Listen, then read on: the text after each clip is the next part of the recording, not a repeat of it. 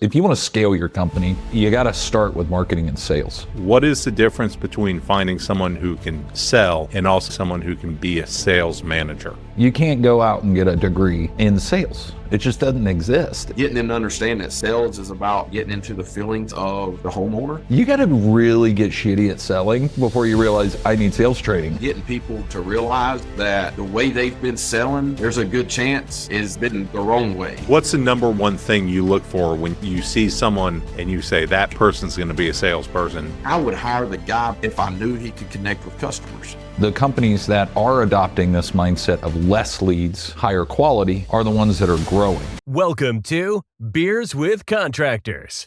Contractors and tradies. Another week here. Beers with Contractors. I am coming to you actually from the Pacific time zone. We have World of Concrete out here in Las Vegas this week. Terry, you are in Central time zone, and then our guest today is all the way out at the East Coast. So, damn, we're making moves, Terry. Covering some time zones this week. It's amazing what that technology can do for you nowadays. I know.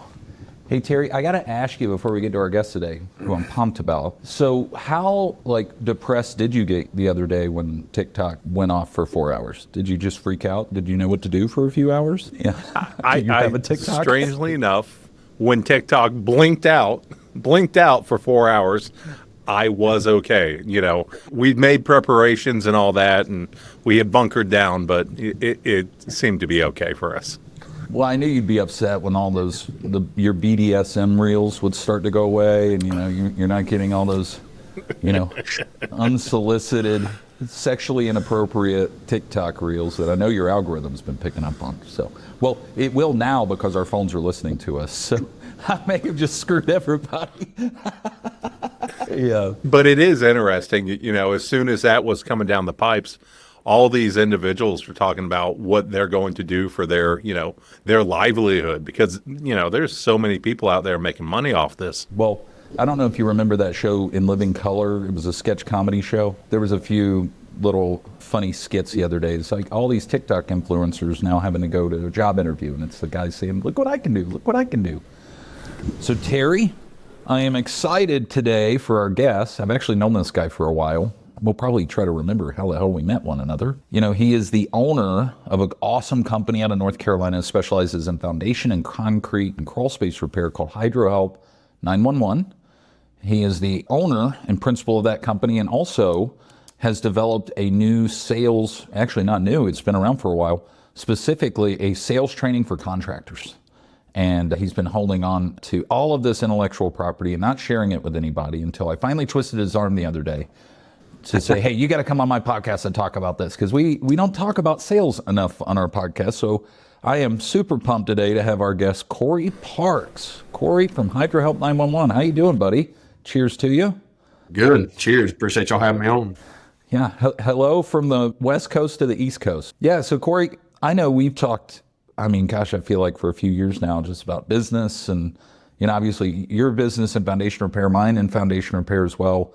We just have so many similarities, but you've got a unique perspective. You're very outspoken in the industry, but you didn't start out in this industry, right? What law did you break that told you needed to start a waterproofing crawl space foundation company? Actually, a previous career of mine, a full-time fireman for over a decade. There was a buddy of mine who was in the crawl space industry, if you will, working a lot of real estates, just cleaning mold and replacing insulation to get the house to pass inspection. And I was bored on my days off, and my first business attempt had failed, and just bored on my days off. And he said, man, I'm so busy, you should get into this. And I got into it, and it just kind of evolved over the years. And here we are. I never had any experience in it. Never worked for anybody else doing it, never did it ever.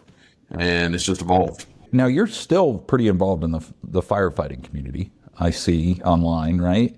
But have you completely gotten out of that?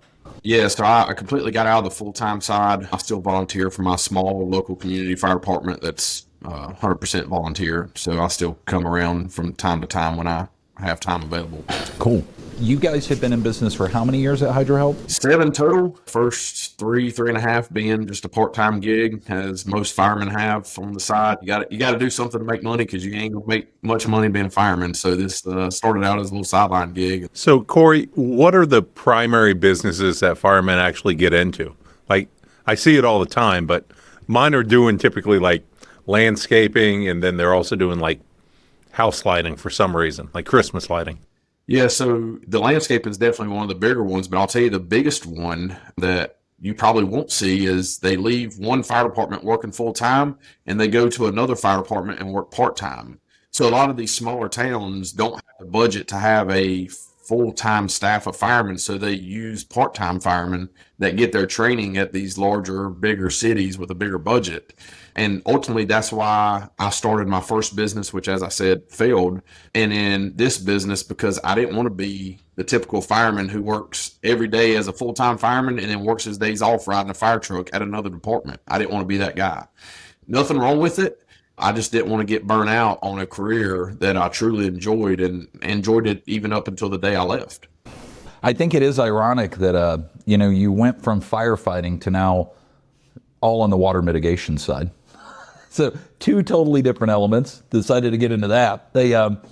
But this is something that you and I have had a lot of conversations about, Cory, is like you not only have your company that you're running day to day, you're growing by leaps and bounds in a competitive space. Your sales training that you have implemented and you're helping contractors out with around the country. What made you kind of spark up and say, hey, we're going to start doing sales training for contractors?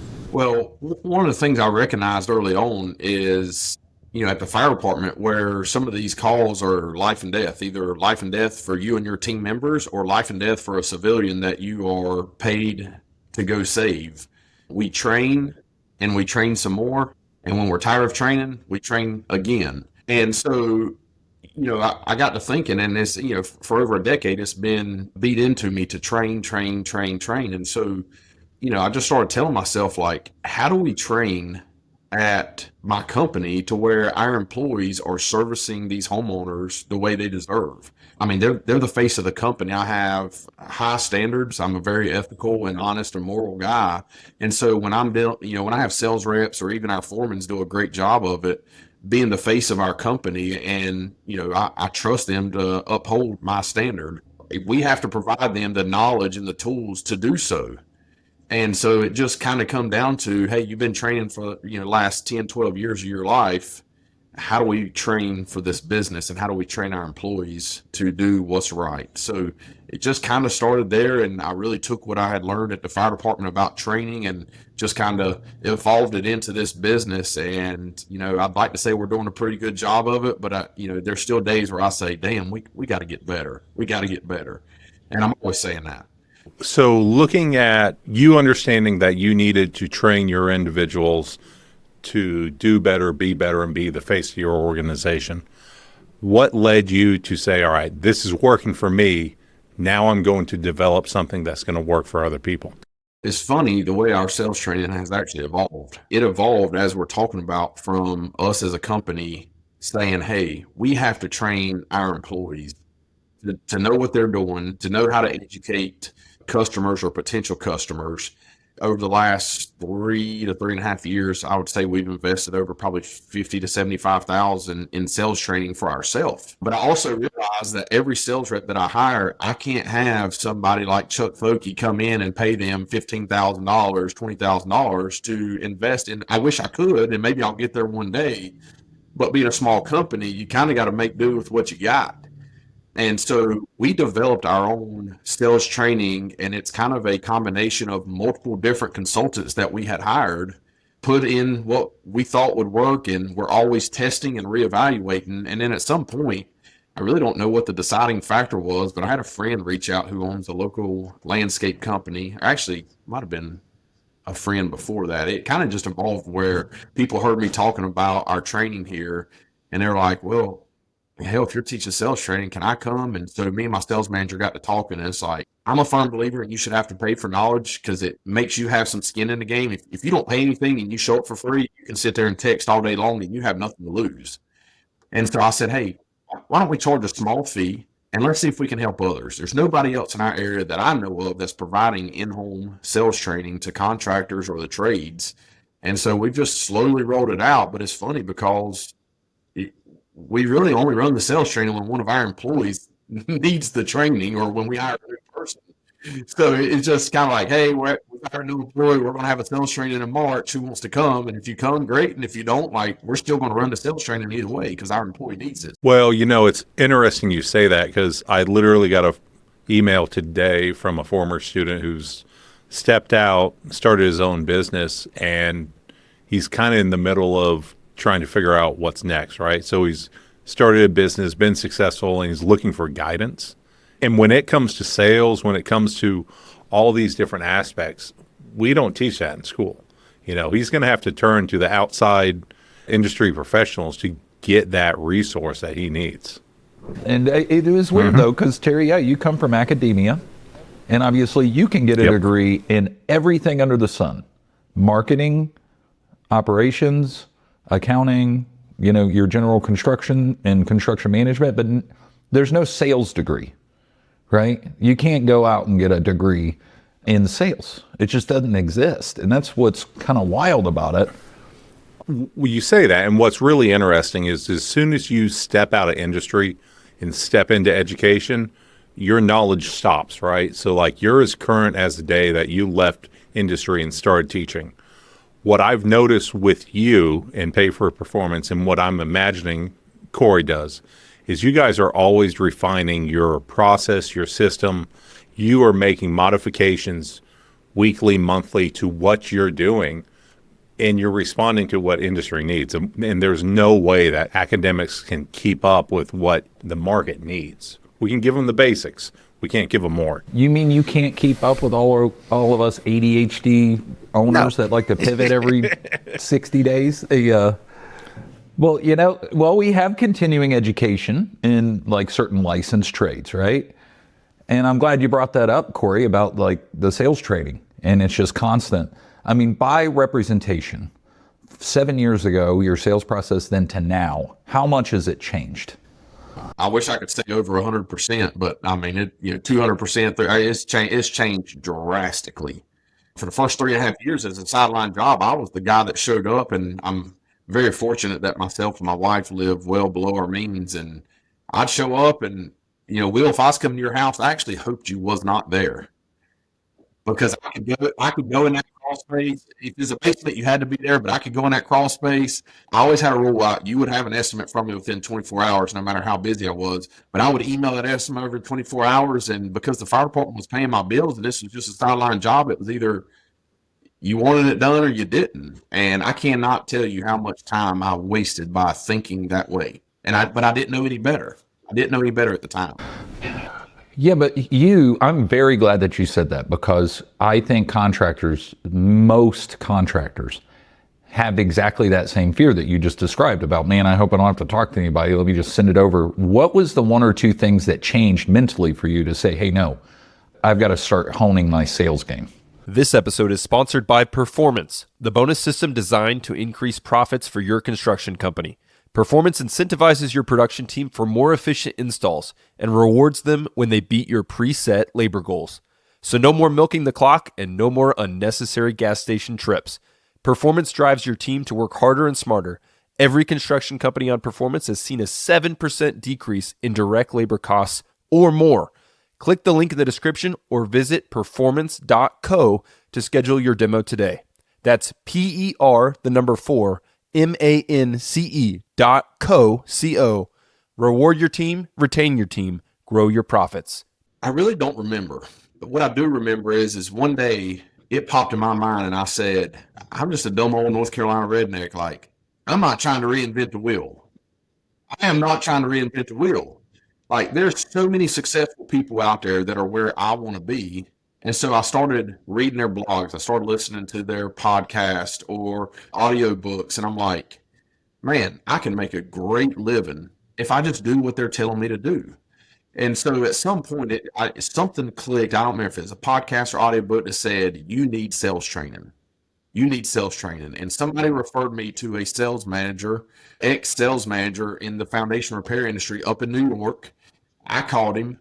I think we spent $5,000, which at the time was, $5,000 is still a lot of money today. Don't get me wrong, but at the time, like, can I afford to spend 5,000? But then the other question I asked is, can I afford not to spend 5,000?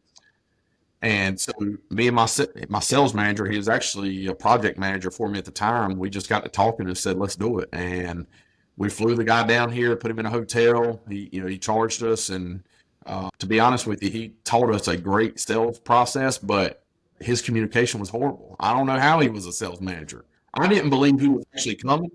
I did not believe he was actually coming until he texted me and said, I'm at the airport, come pick me up. His communication was horrible. Yeah, you have to imagine how many contractors are out there. They're skilled individuals that can perform a task, be it carpentry, remodels, HVAC, electrical, any of that. They're solid on that. It's those other elements that scare them to death, that just keep them from taking that step out. It's funny you say that, and I'll be interested to hear Will's take on this. I tell people all the time, like, they're like, you don't make your guy sign a non-compete? I'm like, nope. If I don't treat them good and they want to leave, that's on me. That's not on them. But also, we're in a blue-collar industry. Like, there's no, like, special proprietary code for some algorithm or software that we have that is our livelihood. Like, Will's encapsulations, he may use a different meal liner, he may use a different dehumidifier, but if you're selling the actual product, you're selling wrong. Like, you got to sell the solution.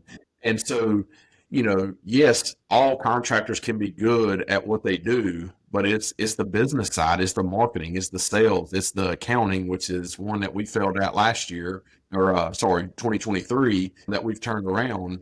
But yeah, I mean, that's, I feel that the things I'm learning now, whether I'm in foundation repair, plumbing, or electrical, yes, I'm going to have to learn those trades to some extent, but they can all correlate across lines versus, just knowing how to do the electrical, know the business side, and sales is no different.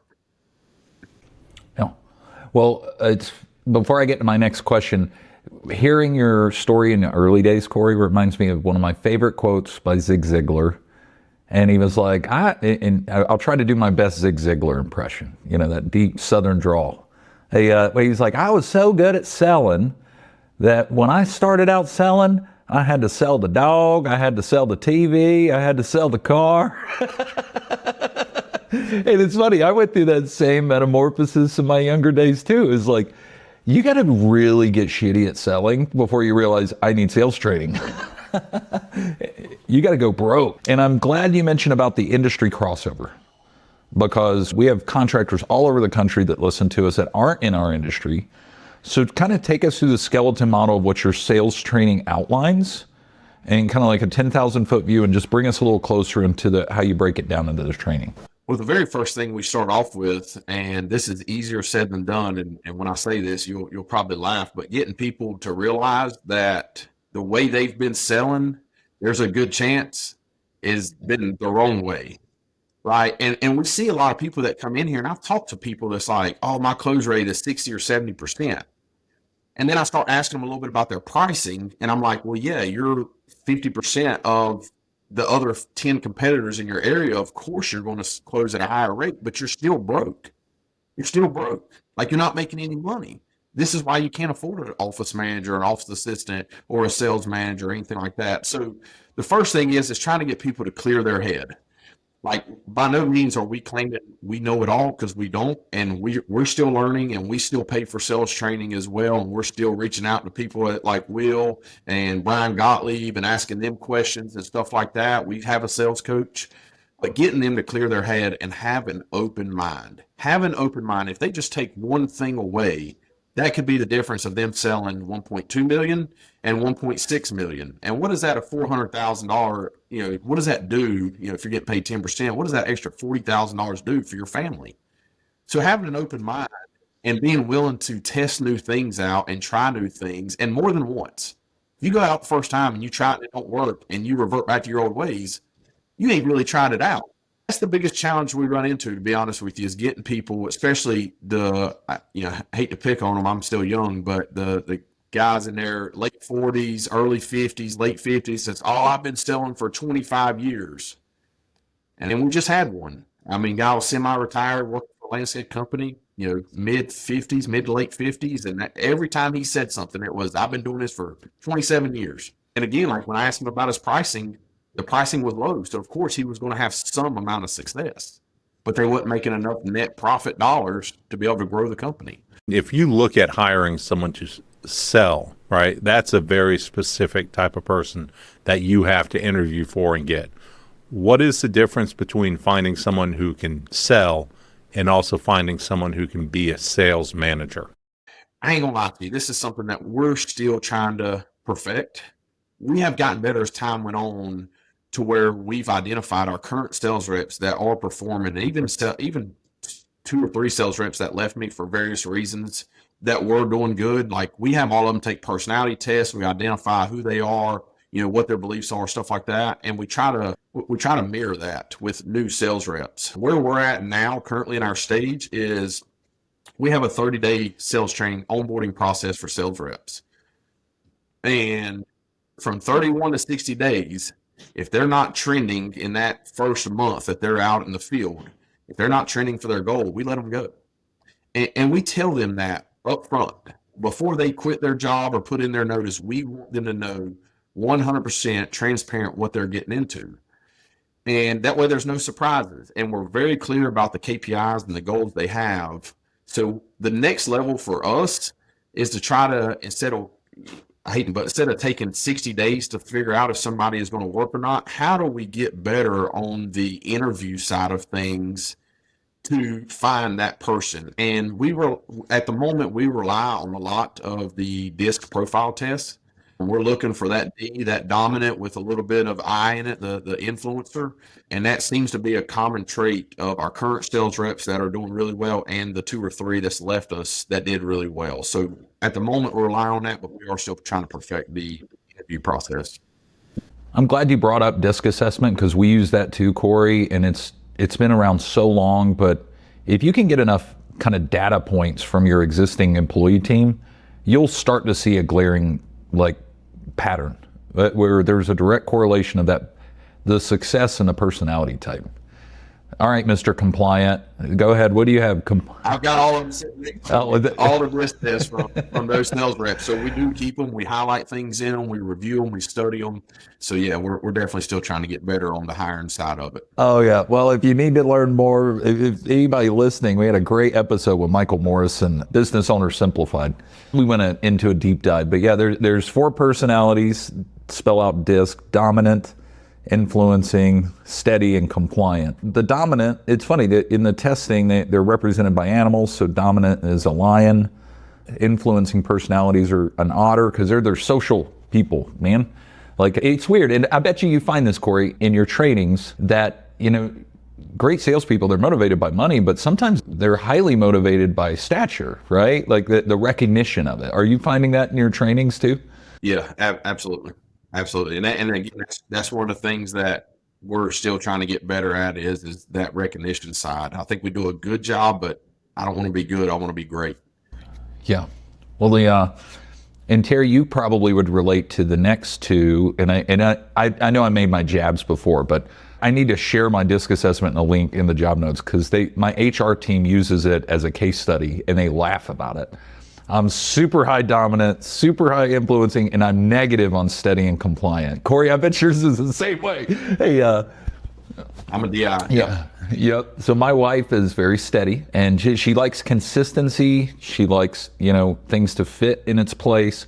And then compliance are kind of like your engineers, Terry. I know you're probably right in line with that because you believe in rules. And, things need to be clearly defined. Don't build the plane before you jump off the cliff versus jump off the cliff and build the plane. So and we should do a DISC assessment on you, Terry. Hey, well, no, I think it'd be fun. And the other thing that I've come to realize is you become very lippy the further you get away from Oklahoma. Because I think you're afraid, I'm not just going to walk next door and give you what for. Oh, yeah. So we're not in the studio together, so you can't kick my ass for talking smack. That's what it is. Yeah, that's funny. So, Cory, with your trainings, and by the way, you were talking about a landscaper before. Was that Nathan Bean at Bean Brothers by chance? Yeah, great team down there. Boy, they are driving results. But back to something you mentioned that I think is just mind-blowing for a lot of contractors is you said you have a 1 month onboarding. Like, that is so powerful. And take us through that process, because I know a lot of owners think, well, here's your shirt, sign the new hire paperwork, and go right along with Jimmy. And because Jimmy's been here the longest. So what's your onboarding process look like? Yeah, so we actually found probably about 2 years ago, employees don't get better with time, in my opinion. We found that if they're not performing, now each position is different. So in management, I'll give them a little bit longer, so they'll get their initial onboarding plus about 60 days. Production, we're at 5 days right now. They get a working interview for 5 days, and we're actually trying to scale that down to 3 days. Like at the third day, I want to know, are they a good cultural fit? Are they a good performer? If they're a good cultural fit and not a performer, we can work with them. If they're not a good cultural fit, they got to go right then and there. They just don't work out, and they get comfortable over time. And so if they're constantly showing up late the first day, the second day, the third day, like if you're a contractor and you think that's going to get better with time, you are wrong. You are wrong. Like you got to stop that right then and there. And just for us, like we're trying to perfect our hiring process. And so, we're on to the next one. We got to find the next one. And so with sales, the 30 days on their own was a sweet spot. Now, if you're a contractor that don't have a sales onboarding process that teaches them your industry, teaches them a sales process, how to sell, how to ask for the business, how to go down the financing route, I don't recommend only giving them 30 days. They might need more time. I'm a firm believer in, me and my sales manager, both our thoughts align on this. Like we have to be willing to invest in them. And we tell every single employee here, you will not fail because of us. You will not. Like we're willing to put in the work. And if you have questions or need help that we can't provide, I'll find a consultant in a heartbeat. And they're expensive, but I will hire a consultant in a heartbeat to give somebody the help they need. Well, Cory, picking up on that, if you have someone currently in sales and they've been with you and they've performed, how often do you need to take them through a refresher, or do you need to take them back to school and make sure that they're on point? So that's something we're working through right now. Experienced in my short time in business, and again, I'd love to hear Will's thoughts on this. Like every sales rep at some point is going to go through a slump. That 4 weeks, 6 weeks without saying anything.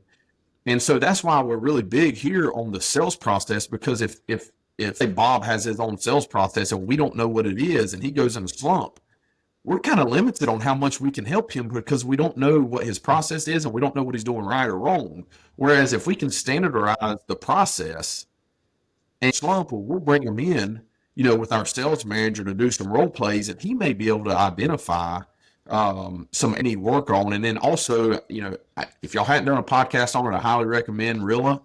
We use Rilla. Oh yeah. So Rilla has a lot of AI and a lot of data, which I'm a data driven guy. So we can compare somebody who's in a slump to our other sales reps. And it even tells you, like, if Bob's in a slump and Jim is killing it, like we can say, Bob, you're only talking about financing for, 60 seconds. Jim is talking about financing for 4.5 minutes, and Jim is killing. Oh, Bob, by the way, you used to talk about financing for 2.5, 3, 4 minutes. Now you're only talking about 60 seconds. Now you're in a slump. Let's get back to the norm and let's start talking about financing a little bit more when these customers ask about it. So we're using data to try to drive that as well. Yeah, and by the way, Rilla is cool. But for the 4 listeners we have that don't know what that is, Cory, describe that to Terry, because it's awesome. Yeah, so Rilla is a AI recording software that when my sales rep walks into the customer's house, they press record and they start recording it, and the AI is just it's hearing everything the customer's saying, everything the sales rep's saying. And my project managers actually like it because they can go back and listen to the conversation as well. Now, I guess the disclaimer I need to say is check your state laws. In North Carolina and South Carolina, we're a one-party state. So as long as one person there knows that we're as long as my sales rep knows we're recording, we're legal. But I think in Illinois, my buddy in Kentucky, he crosses into Illinois. I think they're a 2-party state, so he can't use it there, or at least without telling him. So pretty cool software, and we we use it heavily for training and diving into what's working and what's not working. But what you're talking about is just watching game tape. Yes, sir. Like what worked, what didn't, where'd you screw up? And, that can improve anyone's process. And so it makes sense that it would work with your sales folks. Yeah, and the other premise behind Relay is my sales manager, he's only one guy. He can only do so many ride-alongs in person. And even when you do a ride-along in person, a lot of times the sales reps will change how they say something and what they say and when they say it. Versus every single, sales appointment they run, if they're recording, he's got tons of data and he can listen. And the AI makes it really easy. He don't have to listen to the whole sales appointment. He can fast forward. He can search, like if he knows they're struggling with financing, he can search that customer interaction with financing and it'll take him right to the recording where they're talking about financing. It'll transcribe that recording. Super cool product. By the way, Cory, I love the fact that you mentioned about ride-alongs. It's like having 100% ride-along rate, which I love. And I think we learned this in our business coming out of COVID, the surge of business where people had plenty of credit, plenty of time at home, plenty of cash. I think that it revealed how bad a lot of us were in the construction world at selling. And then all of a sudden we the market compressed, our sales went down, and then our managers just weren't doing ride-alongs. And then they get back in the passenger seat with their people and then what do you know? It gets better. But back to your sales training, because then I do want to talk about this. I think a lot of contractors are afraid of closing or having closing techniques around just asking for the business. So do you guys address that in your training? And if so, can you give us a little bit of an understanding of how you address it? Simple. Yes, we address it. And the way we address it is, number one, we want their business. I mean, we're in business to gain their business, right? But number two, we want to help that homeowner from making a mistake and choosing the wrong person. And most of the time, the wrong person is the person whose price is the lowest.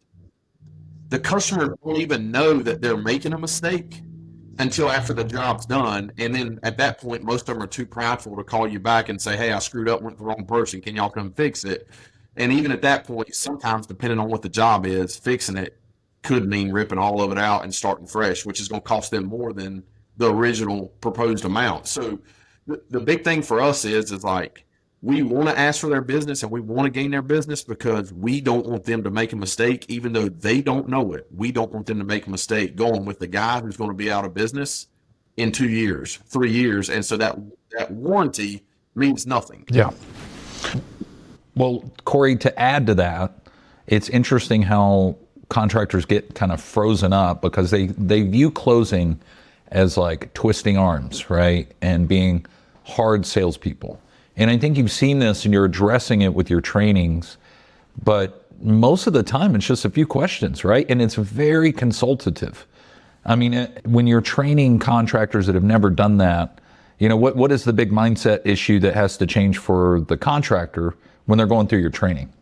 Well, first off, getting them to understand that sales is about questions, asking questions and getting into the feelings and emotions of the homeowner. Look, for the longest time, I wanted them to know how big of an expert I was. Like, you need to do this, and this. And my close rate was at like 3%. Like, it was horrible. And then, as we invested in the sales coaching and sales training and the consultants and stuff like that, like we realized, it's about asking questions and education. I had this theory in my head, like, I don't want somebody coming to my house and sitting there for an hour and a half, like just show up, get the measurement, send me over a proposal. So that's how we did it for the first 3.5, 4 years. Well, boy, was I wrong on that. And it's actually funny. I had a sales rep, his name was Tyler, and Tyler lived with me in college. I hired him. He had the gift of gab. He didn't know what he was selling. He had no clue what we did in our industry. He would look at it and be like, oh, I think it's a 3-day job. I know what our daily rate needs to be. I'll sell it at a 4.5 or 5-day job. And he would go sell it. He would absolutely go sell it. He could just connect with people. And so, the big thing is just like educate your customers. And he come to us and, come to me and my sales manager at the time. Well, I think he was my project manager at the time. We were running probably 10 to 12 appointments a week. And he was the first one. My other sales rep, I had two sales reps at the time. My other sales rep was like, I need to run more leads. I need to run more leads. Well, he was the opposite. He come to us and said, hey, I need less leads. I need to spend more time with these homeowners. And so me and my project manager at the time, sales manager now, got to talking. We said, hey, let's cut them down to 5 to 7 leads. That'll give them time to do some training throughout the week. That'll give them time to do any revisits. You know, if a past customer calls and says, hey, can you come back out and sit down with me and my husband? You know, that'll give them some time to work on some things. And sure enough, right after we made that change, I'll never forget it. He spent 4 hours with a customer. He sold a $28,000 job on the spot, collected a check. Customer never got any other estimates. And the next day I was talking to him and I said, damn, man, 4 hours, 28,000, 10% commission. At the time we were paying 10, we pay 9 now. 10% commission. Like, you just made $2,800 in 4 hours. And I paid for the fuel. I paid for the truck. I paid for the wear and tear. Like, I bet you would do that every single day of the week. And he said, give me more, like, I'll take it all. I'll spend 4 hours with a customer all day long. Just trying to get people to change their thought process on what the stereotypical contractor does. Go out, I'll email you an estimate over, and then, to be honest with you, the homeowner has to reach out to that contractor 17 times to get the estimate. Yeah. I mean, it's funny. You can double your closing odds just by getting an estimate to them while you're there. And it just blows my mind. But so I want to rewind a little bit because, Cory, I love what you mentioned, because I was speaking to a few other contractors a few weeks ago, and they were like, how do you scale? How do you scale? And I said, you got to get really good at marketing and sales. If you want to scale your company, you got to start with marketing and sales. You got to get the leads and you got to put points on the board with sales, right? And so many are caught up in this idea of quantity over quality. And I'm seeing, and I think you're probably seeing this through people that are doing your sales training, is the companies that are adopting this mindset of less leads, higher quality, are the ones that are growing. Would you agree with that, or what are some case studies you've seen around that? Yeah, I would agree with that, and I track all of our marketing costs. We're not quite to the size to have somebody full-time for marketing, so I do that. Number one, I enjoy it. Number two, I like looking at the data, so we track it very closely. I tell my sales reps, look, if you just want to run leads, I can get you leads. I can pay 70 or 80 bucks for Angie's List. They're going to send you the most unqualified leads, and you're going to waste your time. You're going to waste my fuel. You're going to waste my wear and tear on the vehicle. Like, we're wasting everybody's time, and the chance of you trying to close an Angie's lead because that customer knows nothing about our company. They hadn't spent time on our YouTube channel. They hadn't spent time on our website. They hadn't looked at our Google reviews. So your chances are automatically down. But hey, Mr. Sales Rep, if you want to be busy, man, I'll $80 in my area, it's cheap. Our average cost per lead last year was, I just looked it up this morning, $367 and $368. It was $367 and some change. So, like, if you just want to be busy, I'll get on Thumbtack. Speaking of sales, we just sold one. Love seeing it. Oh, there you go. We need to have a little horn show up, like bing, bing, bing. Love seeing it. Oh, that's awesome. But yeah, I mean, it's just, there may be weeks where they only run 3 or 4 leads. But if those are 3 or 4 quality leads, and we can push that close rate up to 50% or above, they make really good money, my sales reps. They hit their goals for the company and their KPIs, and they can spend the rest of that week, either working on follow-ups or working on sales training. Or I got one sales rep, actually the one that just sold this job. I think he took 40 out of 52 weeks, Fridays off last year. So 40 Fridays. Now he would do some follow-ups in the mornings. That was his day to do some follow-ups. But, one of the perks of being a sales rep, there's a lot of risk there, right? Like, I'm commission only. They don't sell, they don't get paid. So there are a risk. There are risks, but the reward is, hey, if you're hitting your goals and you want a flexible schedule, rock on. We'll be flexible with you.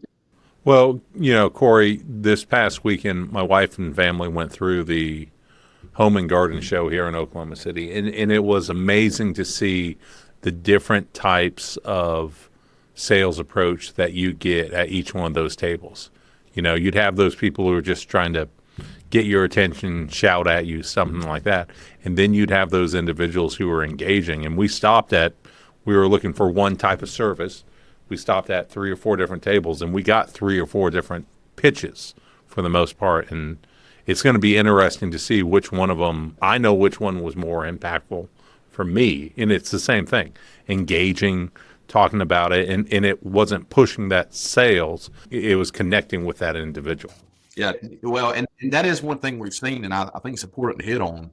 I've had a few sales reps in the past who follow, I mean, great people, great cultural fits, followed the process, put the work in, the role play, and to continue getting better at the process. But at the end of the day, they just couldn't connect with homeowners. And unfortunately, I had to let them go. I probably held on to them too long, to be honest with you. And we're still young in this game, and we're still learning. It's hard because those type of employees, those people, you grow a liking to. And matter of fact, I was selling for one of my competitors, and the owner of the competitor called me, and I was like, hey, I would hire the guy back tomorrow if I knew he could connect with customers. But he missed installation on a job. He went on his own time on a Sunday, come to our warehouse, got the installation. I didn't know nothing about it. My project manager didn't know nothing about it. Until it was done, he went put the installation in, and then told us on Monday, hey, I'll pay you for that installation. And I was like, dude, I love you. Thank you for doing that. But I would have rather you spent that time getting better on sales than doing that. A, for effort. I appreciate it. It shows your morals and your ethics. I'm all on board. But if they can't connect with homeowners at some point, that's why we only give 31 to 60. We know in that time, after we hire them, day number 31 to 60, we just want them to sell. We know they're going to screw up on their designs. We know they're going to screw up on their drawings. We as a company will stand behind all that. We'll fix all that. We'll get better with time. But if they can't connect with people, a sales may not be for them. So what's the number one thing you look for when you see someone and you say that person's going to be a salesperson? After we hire them or before we hire them? Before you hire them, and then leading into after. So before, as I mentioned earlier, we're still trying to get better on that. Right now, we focus heavily on the disc profile assessment, looking for the Ds, the dominant, with a little bit of I, the influencers there to help influence and educate homeowners. But after we hire them, really we're looking to see if they hit, for us specifically, our revenue goal for each sales rep is 1.5. If they don't sell 1.5 million, because my crews are knocking out about 1.35 to 1.4, and I need them to stay ahead of at least one crew. If they're not trending in those first 30 days towards 1.5, that, and now granted, if they're trending for 1.4, like, we're going to work with them. But I'm also taking into an account, are we getting reviews from customers, even if they didn't sell the customer? Are we getting reviews saying, hey, Bob was professional. Bob showed up on time. Bob educated me. I just couldn't afford it. We get that. And the biggest one we see with the guys who succeed is they are in constant communication with our sales manager. Those people who, 10 days, 14 days, 18 days without talking to my sales manager and asking for help. And my sales manager, we're blessed to have him. He started out as a technician, went to a foreman to project manager to sales manager. Like, he has just continually raised the bar, and sometimes he raises the bar higher than where I'm at. And me and him are right in line with, we will help these guys. But one of the things we can't help is work ethic and attitude. If you don't have a good attitude and you ain't got work ethic, you ain't going to make it here. And those are the type of people we try to catch during the interview process when we're, asking questions, when we're checking references and stuff like that. I'm glad you said checking references, because that was something that we did away with, and then we went back to it, and it's amazing the information that can be revealed by just picking up the phone and just checking a few references. But yeah, Cory, so I love the fact that you're, number one, started putting out fires. Now you're mitigating water and moisture problems in a home. And now you're lighting fires under the asses of salespeople all across the country. Yeah.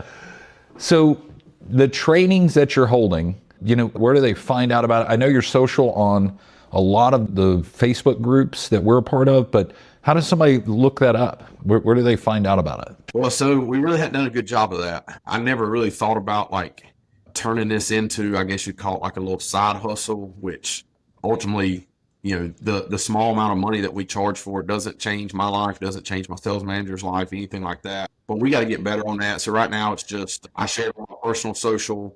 I talk to people like my suppliers, my business coach, or coaching other people's, people like y'all that, maybe have somebody, whether it's within your company or somebody that you talk to on a regular basis that may need help. I need to do a little bit better job of marketing that. And I like marketing, so I hate to say, but I've probably failed on that side. But again, like this all has evolved over time and still kind of to this day, like we run sales training when we need one of our employees to get sales training. And so it just so happens that typically is once in the spring, once in the fall. Well, it's not just limited to your location. Aren't you starting to see your sales training being replicated in other markets now? Yeah, at least one other market. So I got a good buddy in Kentucky.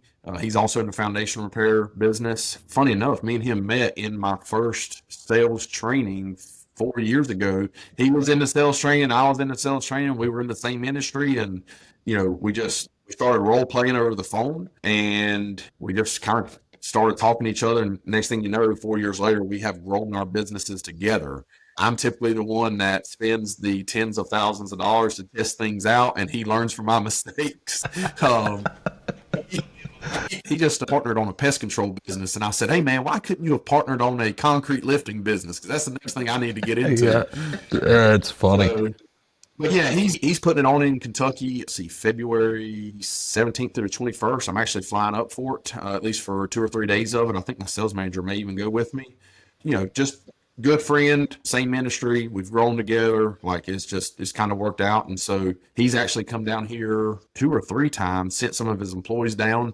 And it just makes sense at some point. It's cheaper for him to learn and do it on kind of like we did and put it on his own versus paying for all his employees to come down here, flights, hotels, stuff like that. I'm glad to hear you say that, Cory, about that. Like eventually it's like, hey, you've done it enough times. I've taught you enough times.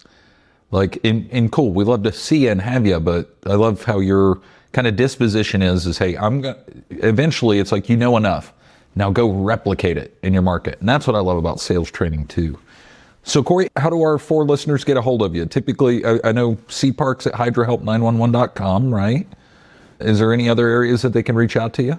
I mean, probably mainly social media. Send an email or social media. Cory Parks. You can look me up. I got a picture. Typically, my profile picture is me and my family. So if you see a bald, fat guy that's with a good-looking wife and a relationship son, better than a mugshot, right? Oh, that's funny. Definitely better. But yeah, I mean, send me a message. I mean, even if you had to go to our website for our company, hydrohelp911.com, and fill out a form, it's going to look like a lead to us. Don't be surprised if you don't get an automated call because we have a call out feature, but just put in the notes, hey, interested in the sales training, and either myself or my sales manager will reach out one way or another. That's awesome. We'll get some of the exact details and put it in the show notes, Cory.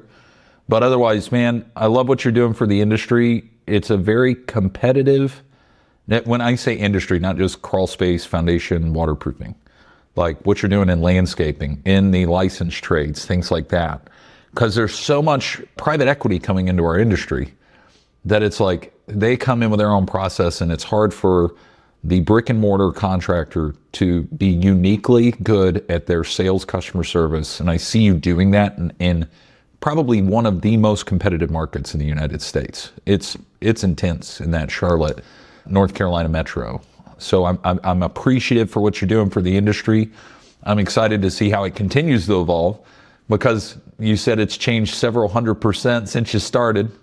So maybe we have another refresher. Like we got to practice what we preach. So we need to have you back on the show when you feel like, oh yeah, that we changed that.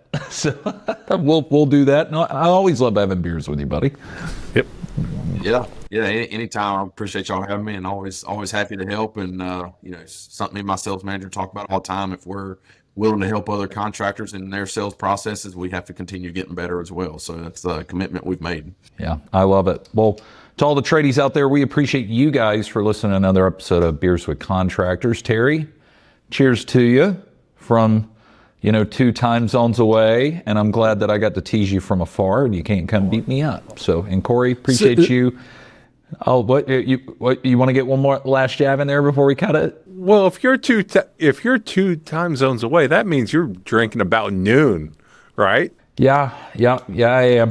Yep, I started at noon, but I'm also about to sit in a 10-foot by 10-foot square for the next 4 days. So allow me to get some of my tasty liquid courage. But yeah, appreciate everybody out there. Be sure to like, subscribe, hell, throw us a comment. We love talking to you guys. I love engaging even with the trolls out there. So, and we'll see you next week on Beers with Contractors. See you guys. See ya. And that's a wrap for today's episode of Beers with Contractors. We hope you enjoyed our chat as much as we did.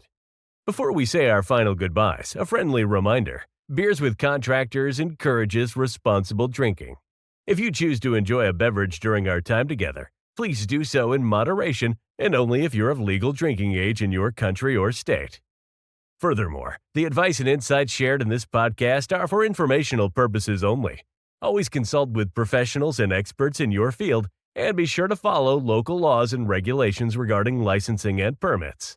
We're here to help, entertain, and inspire, but your safety and compliance are important.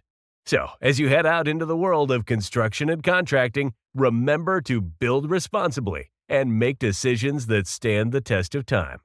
Thanks for joining us today. We'll catch you on the next episode of Beers with Contractors. Until then, cheers to your success.